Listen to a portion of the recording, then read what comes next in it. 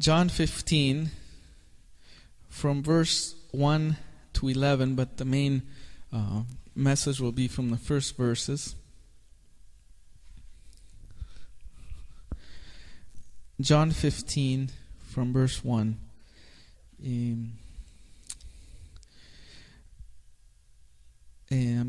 Voy a leerlo también en español. Juan 15, 1 al 11. Leo la palabra en nombre del Padre, el Hijo y el Espíritu Santo. Yo soy la vid verdadera, y mi Padre es el labrador. Todo pámpano que en mí no lleva fruto, lo quitará, y todo aquel que lleva fruto lo limpiará, para que lleve más fruto. Ya vosotros estáis limpios por la palabra que os he hablado. Permaneced en mí y yo en vosotros. Como el pámpano no puede llevar fruto por sí mismo, si no permanece en la vid, así tampoco vosotros, si no permanecéis en mí. Yo soy la vid, vosotros los pámpanos. El que permanece en mí y yo en él, éste lleva mucho fruto, porque separados de mí nada podéis hacer. El que en mí no permanece será echado fuera como pámpano, y se secará, y los recogen y los echan en el fuego y arden. Si permanecéis en mí, mis palabras permanecen en vosotros, pedid todo lo que quieres y os será hecho. En esto es glorificado mi Padre, en que llevéis mucho fruto y seas así mis discípulos. Como el Padre me ha amado, así también yo os he amado, permaneced en mi amor. Si guardáis mis mandamientos, permanecéis en mi amor. Así como yo he guardado los mandamientos de mi Padre y permanezco en su amor. Estas cosas os he hablado para que mi gozo esté en vosotros y vuestro gozo sea cumplido. So John 15, 1 to 11. I am the true vine, and my Father is the husbandman. Every branch in me that beareth not fruit, he taketh away. And every branch that beareth fruit, he purgeth it, that it may bring forth more fruit. Now you are clean through the word which I have spoken unto you. Abide in me, and I in you. As a branch cannot bear fruit of itself, except it abide in the vine. No more can ye except ye abide in me. I am the vine, ye are the branches. He that abideth in me, and I in him, the same bringeth forth much fruit, for without me ye can do nothing. If a man abide not in me, he is cast forth as a branch, and is withered. And men gather them, and cast them into the fire, and they are burned. If ye abide in me, and my words abide in you, ye shall ask what ye will, and it shall be done unto you. Herein is my Father glorified, that ye bear much fruit. So shall ye be my disciples. As the Father hath loved me, so have I loved you. Continue ye in my love.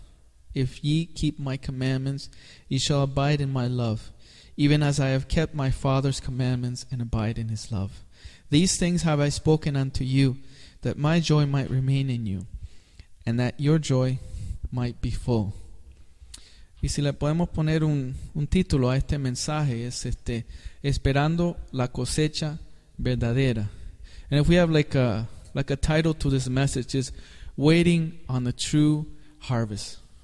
Recordando que este año Dios nos está hablando en Oseas 10:12 acerca de que tenemos que cegar, sembrar y hacer.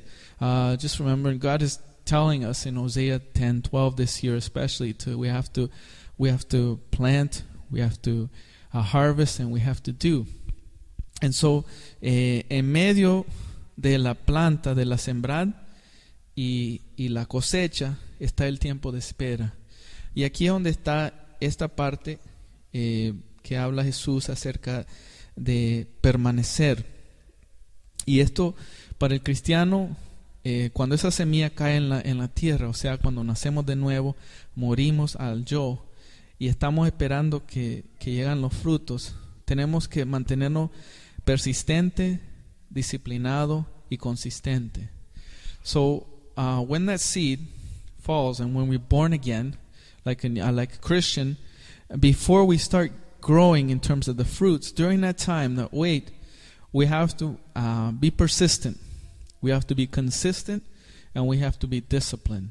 And so this is what Jesus is talking in John 15. That's going to help us to do all those things. Be consistent, be persistent, and be disciplined. Y entonces lo que Jesús les dice a los discípulos, lo primero que tenemos que tener en cuenta, que Jesucristo es la vid verdadera.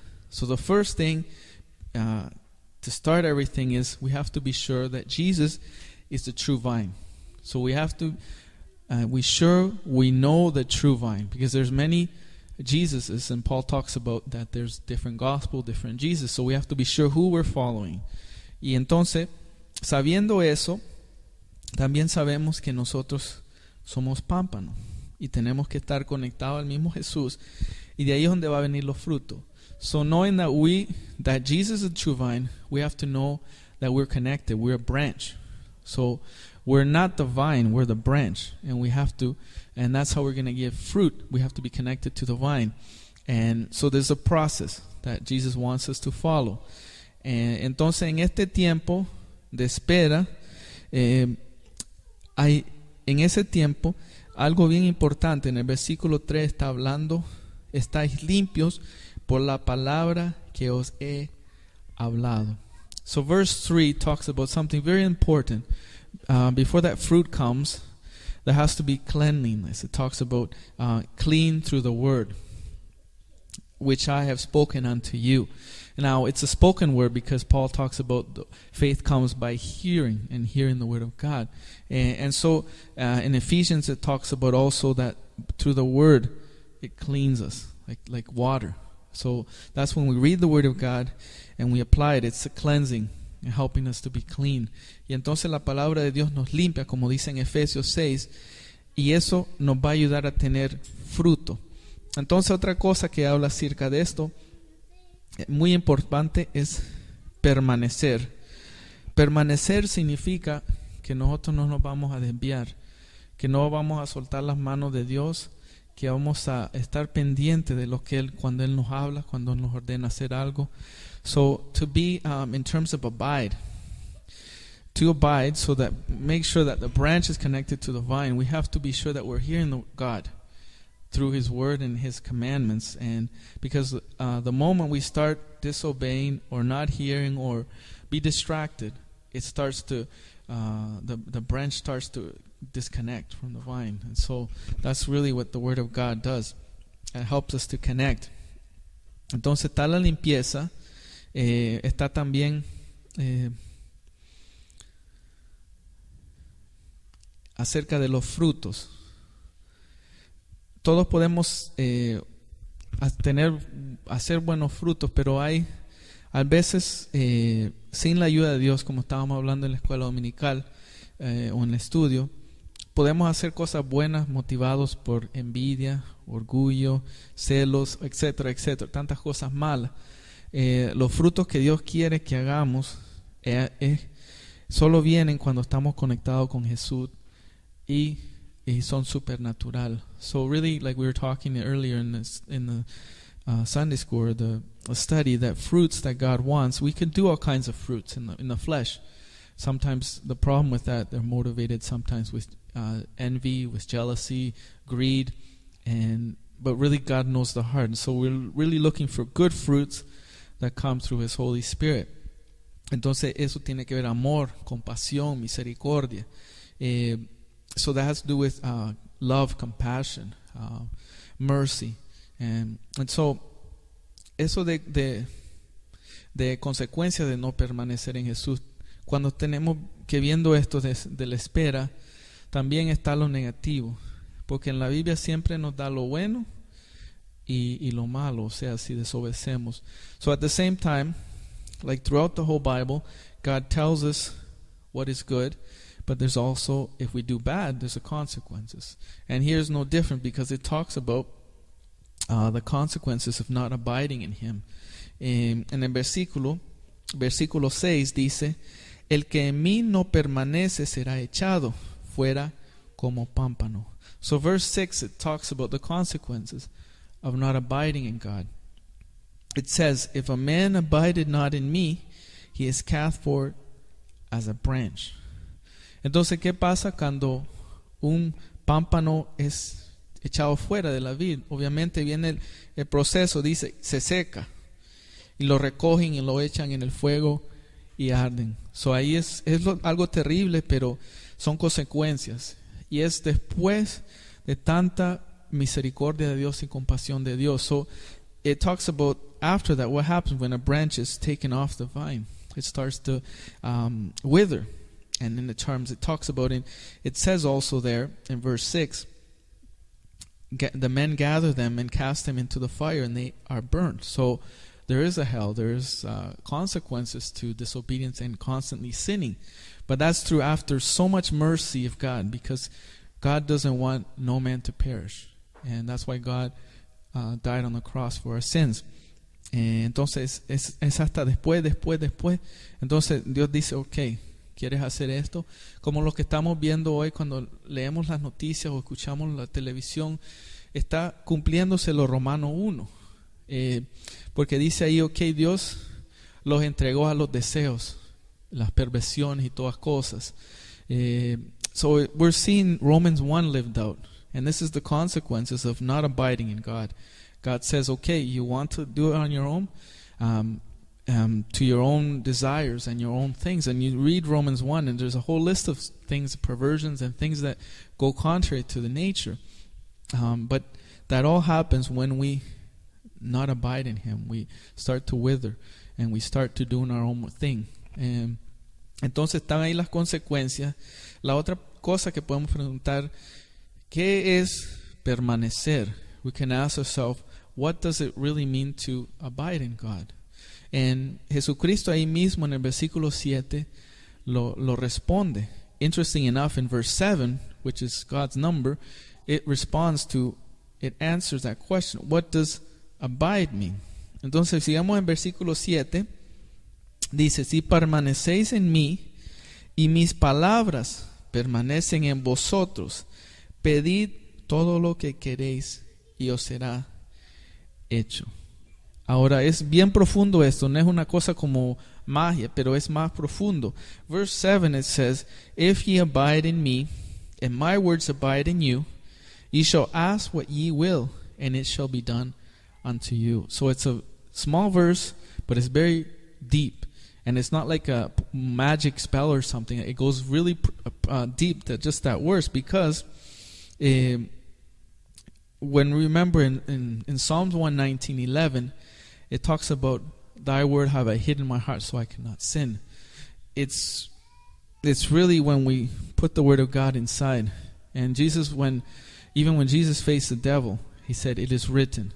So when we get to that place that the word comes naturally, when we're facing temptation, when we're facing a situation, before our human tendency of maybe saying a bad word and maybe murmuring, because we're always fighting with the flesh, right? But when we get to that place where the word comes first, that's when the other part of it says ask, because we'll be lined up into God's will. Like in Psalms 37:4, it talks about He'll give us the desires of our heart if we delight in God. So there's a constant. Entonces ahí vemos que pedir todo lo que queréis tiene que primero permanecer en Él. Y eso es lo que dice en el Salmo 119:11.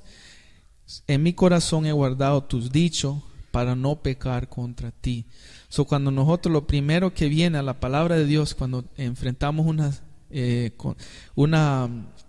un ataque, un dardo del enemigo, una tentación, si lo primero que viene es la palabra, es ahí cuando estamos, porque tenemos una lucha constante entre la carne y entre lo del espíritu, pero ahí es cuando tenemos esa victoria y podemos permanecer en Él.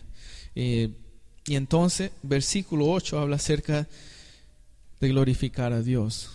So eso es muy importante. Padre nuestro que estás, glorificado sea tu nombre. Es una de las cosas que en el Padre Nuestro, el modelo de orar que Jesucristo les dijo a los discípulos: en esto es glorificado mi Padre, en que llevéis muchos fruto, y así sea, y seas así mi discípulo. So hay una conexión o una correlación entre mucho fruto y discípulos verdaderos de Jesús. En verse 8 talks about glorifying the Father. And remember, in Our Father, where the model of prayer, Jesus said, hallowed be thy name. So that's like glorifying the name of God. And how do we glorify the name of God? It says, bear much fruit, so ye shall be my disciples. So there's a correlation or connection between being a true disciple of Jesus and bearing much fruit. So if we're a true disciple of Jesus, we're not going to bear little fruit. We're going to bear much fruit because it's God living in us. We have the mind of God. We have His Spirit in us. It's not on our ability. It's going to be God living through us. So entonces vamos a tener mucho fruto si somos del discípulo de Él, verdadero, porque vamos a tener la mente de Cristo, vamos a caminar como Él quiere. Y eso es lo que Dios quiere, esperando la cosecha verdadera. ¿Cómo vamos a esperar ese tiempo de transición? ¿Cómo vamos a ser consistente, persistente y disciplinado? Limpiándonos por la palabra de Dios, permaneciendo en Él, y vamos a dar mucho fruto. So really, how are we going to wait for the harvest during that time? Really, how are we going to be persistent, consistent, and disciplined? We're going to be cleaning through the Word of God, washing ourselves through the Word of God. We're going to be abiding in Him through His Word, and that's really, we're going to glorify God, and we're going to give a lot of fruit. And that's really what summed up this verse, that is really more deep on so many levels, but really just a little touch of what God wants us for today. Y entonces un poquito de lo que dice aquí, pero es para que nosotros podamos realmente esperar en la cosecha que Dios quiere en nosotros y hacer a través de nosotros. Vamos a orar. Señor Padre Celestial, te damos gracias por esta hermosa palabra, Señor Jesús, que nos habla de la vid, del pámpano y de frutos, Señor Jesús. Señor, nosotros queremos permanecer, Señor, en ti, en tu palabra. Queremos guardar tu palabra, Señor. Queremos dar muchos frutos. Queremos ser limpiados por tu palabra, Señor. Ayúdanos, Señor, porque queremos agradarte, Señor. Queremos glorificarte, Señor Jesús. Queremos que nos digas, Señor, ven, fiel siervo, Señor Jesús. Ayúdanos, Señor, a no solo oír tu palabra, sino ser hacedor de tu palabra, Señor, y esperar en ese tiempo de transición, cuando incluso no vemos la cosecha. En ese tiempo esperar en ti y en tus promesas, Señor. Gracias, Señor. Siga trabajando en nuestras vidas, Espíritu de Dios, en el nombre de Jesús. Amén. Heavenly Father, we thank you for this word that you've given us, and it's a word of season, Lord Jesus. During the transition times, during when we wait the harvest, even when we don't fully see the harvest, Lord, that we can wait, we can abide in you, we can give fruit, Lord Jesus, and we can be washed and cleansed through your word. And through this time, we can glorify you, Lord, so others can see us as we're living out our life, even during suffering, during trials, during persecution, during difficult situations, Lord Jesus. And help us to not just hear your word, but to do your word, Lord Jesus. Thank you, Holy Spirit. In Jesus' name we pray. Amen.